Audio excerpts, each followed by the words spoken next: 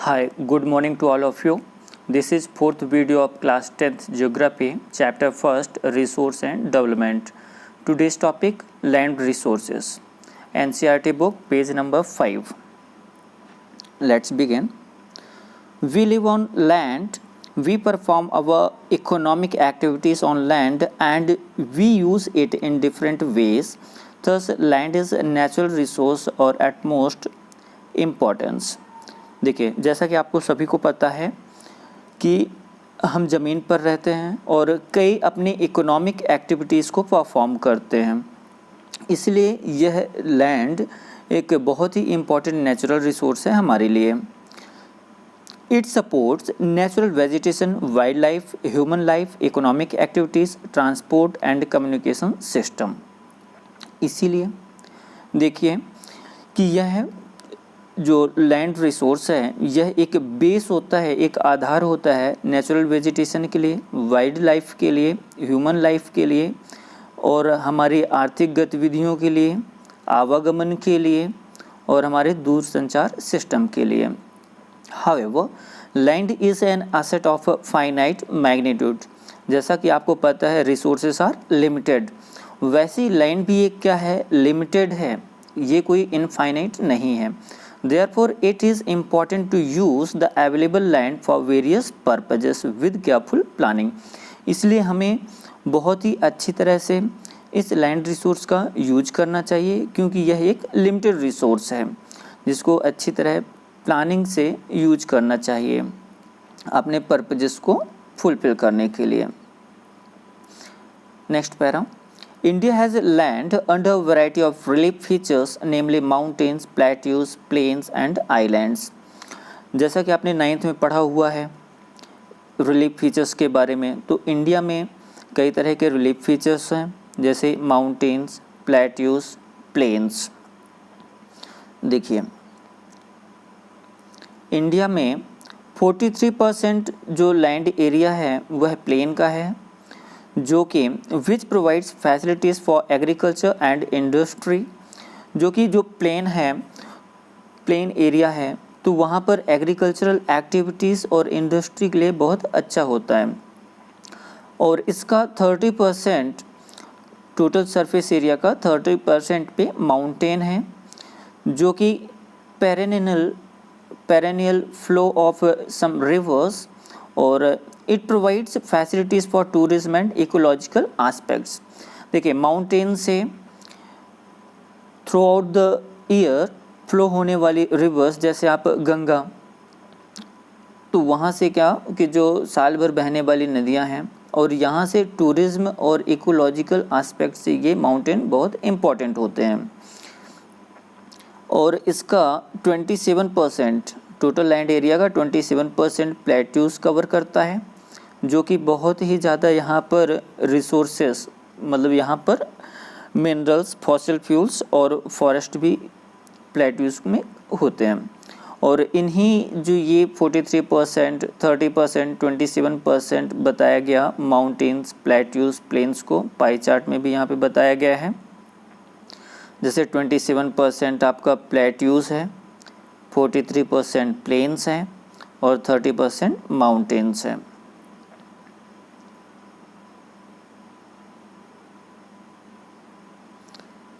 Land utilisation कि भूभाग का कैसे उपयोग किया जाता है. तो ये देखिए, land resources are used for following purposes. ये कई पर्पजेस के लिए होता है, यूज होता है.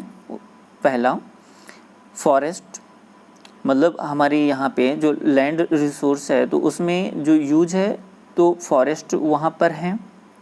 दूसरा, land not available for cultivation. ऐसा ज़मीन जहाँ पे कल्टीवेशन नहीं होता उसको दो भाग में बांटा गया है. एक बैरन एंड वेस्ट लैंड, दूसरा है land put to non agricultural uses.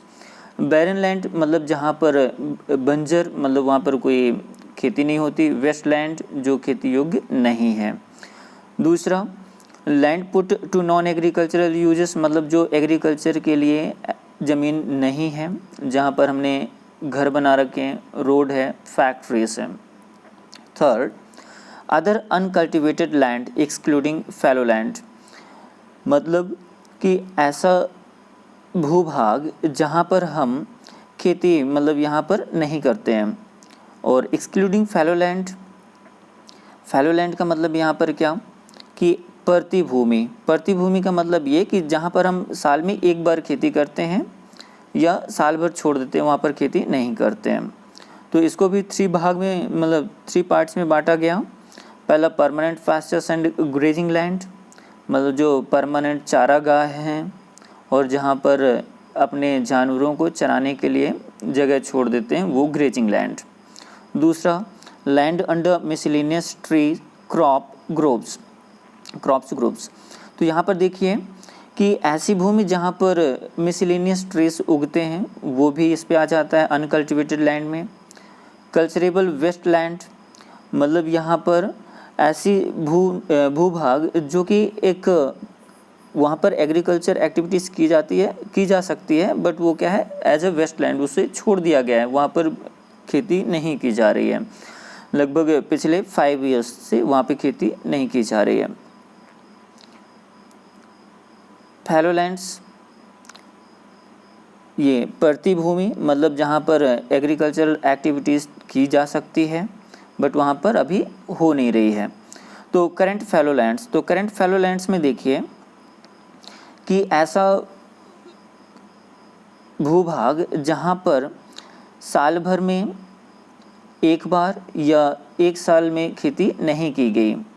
दूसरा कि अदर देन करंट फैलो, मतलब जहाँ पर 1 साल से अधिक और 5 साल तक वहाँ पर एग्रीकल्चर एक्टिविटी नहीं की गई। फिर नेक्स्ट पॉइंट है, 5th पॉइंट है नेट सोन एरिया। यहाँ पर 2 पॉइंट दिए गए हैं, एक नेट सोन एरिया, दूसरा है आपका ग्रॉस क्रॉप्ड एरिया। तो ये एक 1 मार्क के लिए इम्पोर्टेंट हो जाता है ये क्वेश्चन। यहाँ पर बनता है कि what is gross cropped area, या फिर इसी में कि what is net sown area. तो नेट सोन एरिया क्या होता है, जैसे मान लीजिए एक ये पीस ऑफ लैंड है, यहाँ पर एक ये पर्सन एक बार ही खेती करता है, साल भर में एक बार खेती करता है, तो इसे हम क्या बोलेंगे नेट सोन एरिया। पर ये एक पर्सन का नहीं, पूरे इंडिया का यहाँ पर लेना होगा आपके लिए। फिर बात करते हैं दूसरा ग्रॉस क्रॉप्ड एरिया। तो ग्रॉस क्रॉप्ड एरिया क्या होता है, नेट सोन एरिया ये और प्लस जहाँ पर साल भर में 2 बार, कम से कम 2 बार खेती की जाती है, तो वो एरिया। तो इन दोनों को अगर टोटल करते हैं तो ये क्या कहलाएगा आपका ग्रॉस क्रॉप्ड एरिया कहलाएगा।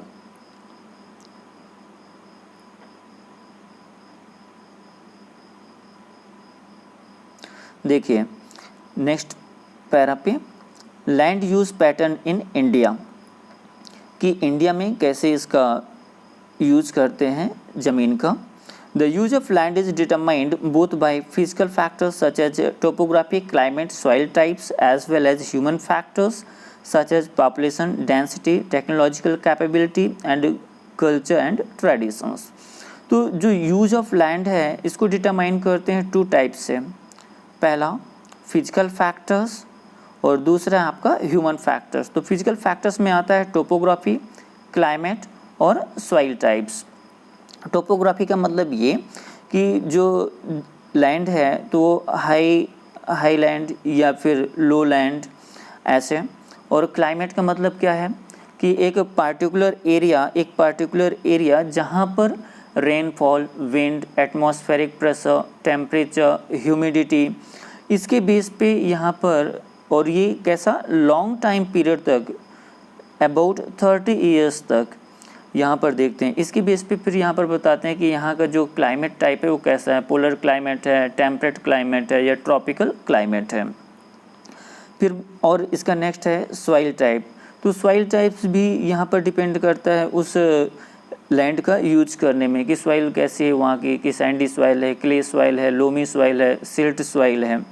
फिर जो दूसरा फैक्टर है ह्यूमन फैक्टर्स, तो यहाँ पर ह्यूमन फैक्टर्स में आता है पॉपुलेशन डेंसिटी, की एक पर्टिकुलर एरिया में वहाँ पे कितने लोग रहते हैं, टेक्नोलॉजिकल कैपेबिलिटी, कि जो ह्यूमन के पास टेक्नोलॉजी अवेलेबल है नहीं है और किस तरह की टेक्नोलॉजी है।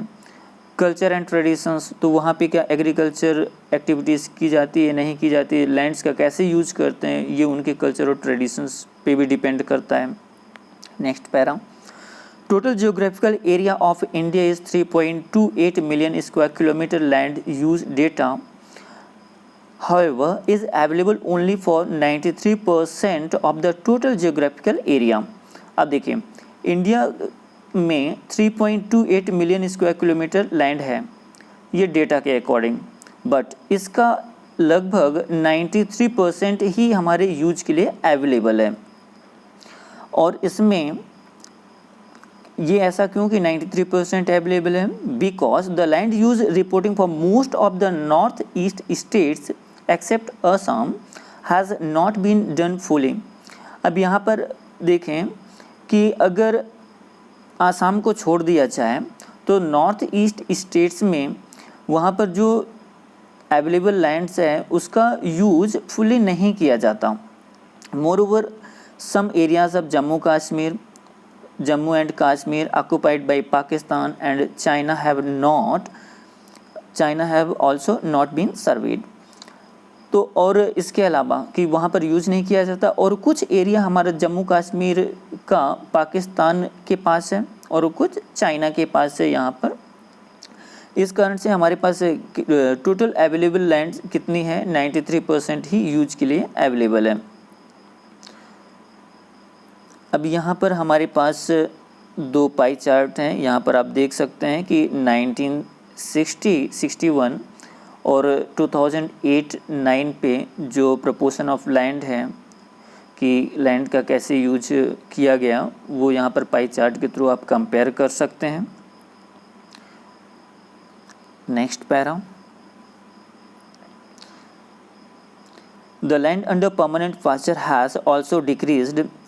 How are we able to feed our huge cattle population on this pasture land and what are the consequences of it? तो देखिए कि जो हमारा परमानेंट पास्चरस लैंड है वो क्या होता जा रहा है? डिक्रीज हो गया है, और हमारे पास जो कैटल पॉपुलेशन है वो अधिक है। तो इनका जो फीडअप है, इनके लिए खाने का जो बंदोबस्त किया जाए वो कैसे होगा? इसके लिए प्रॉब्लम्स हैं। तो इससे क्या क्या परेशानियाँ, क्या क्या कॉन्सिक्वेंसेस हो सकते हैं, ये भी सोचने वाला एक विषय है। Most of the other than the current fallow lands are either of poor quality और the cost of cultivation of such land is very high. अगर प्रतिभूमि को मतलब करेंट फॉलो लैंड्स को छोड़ दिया जाए तो उसके अलावा जो ज़मीन है वो पुअर क्वालिटी की है, या फिर वहाँ पर कॉस्ट ऑफ कल्टिवेशन, खेती करने का जो खर्च है वो बहुत ज़्यादा है। इसीलिए hence these lands are cultivated once or twice in about 2 or 3 years। इसीलिए यहाँ पर क्या होता है कि 2-3 सालों में वहाँ पर ऐसी ज़मीन पर केवल 1 या 2 बार ही खेती की जाती है। These are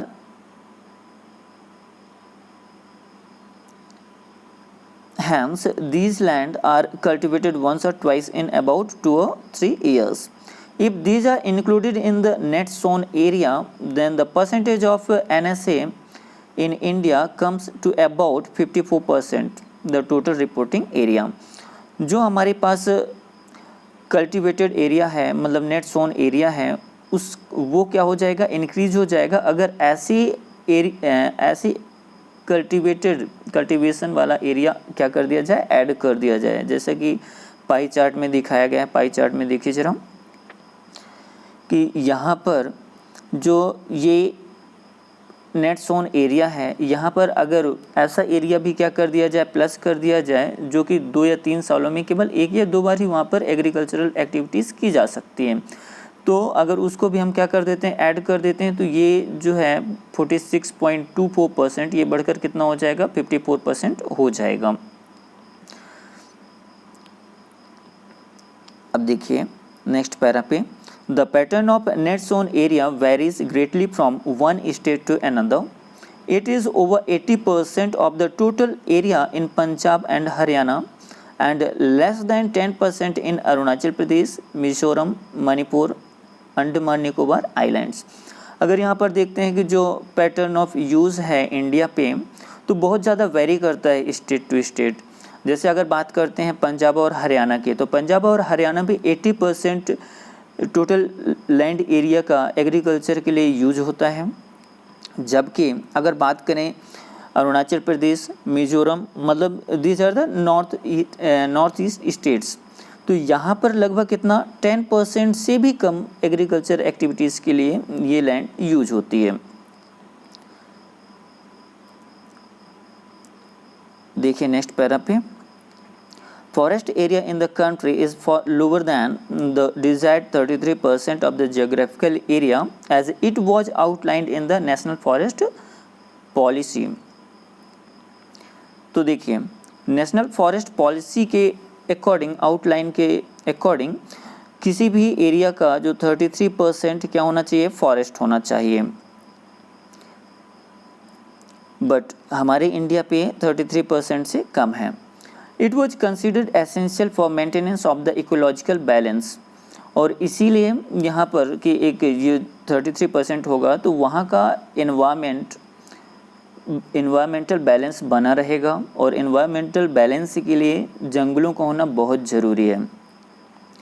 The livelihood of millions of the people who live on the fringes of these forests depends upon it. अब देखिए जो जंगल है, जंगल के किनारों पर रहने वाले लोग, उनका जीवन यापन इन्हीं जंगलों पर डिपेंड होता है। वो जंगलों से ही क्या करते हैं, जो वुड होती है, फ्रूट्स होते हैं, उनको मार्केट में ले जाकर सेल आउट करते हैं और अपना जीवन यापन करते हैं।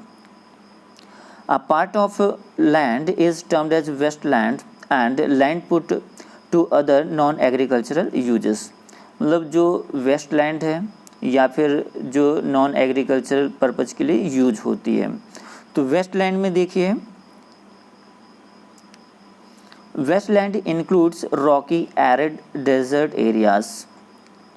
वेस्टलैंड में बड़ी चट्टानों वाला, सूखी बंजर भूमि, डेजर्ट जहाँ पे सैंड्स हो, तो ये आ जाता है। फिर दूसरा आपका कि नॉन एग्रीकल्चरल के लिए, तो नॉन एग्रीकल्चरल यूज में आपका सेटलमेंट्स, आपने घर बना लिया, रोड्स, रेलवेज, इंडस्ट्रीज आ जाती हैं।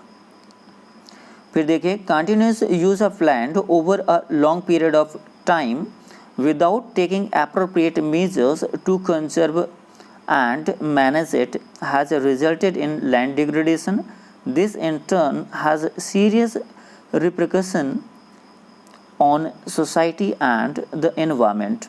अगर आप क्या करते हैं, किसी भी लैंड एरिया को आप कंटिन्यू यूज करते रहते हैं, इस एरिया को अगर क्या करते हैं, यूज करते रहते हैं बिना किसी अप्रोप्रिएट मेजर्स के, बिना किसी कंजर्व मैनेजमेंट के थ्रू, तो इसका जो प्रोडक्शन है, प्रोडक्शन कैपेसिटी है, क्या होता जाएगा, डिक्रीज़ होता जाएगा, लैंड डिग्रेडेशन होगा, जो कि वहाँ की सोसाइटी के लिए और एनवायरनमेंट के लिए बहुत ही सीरियस प्रॉब्लम्स हो सकती है।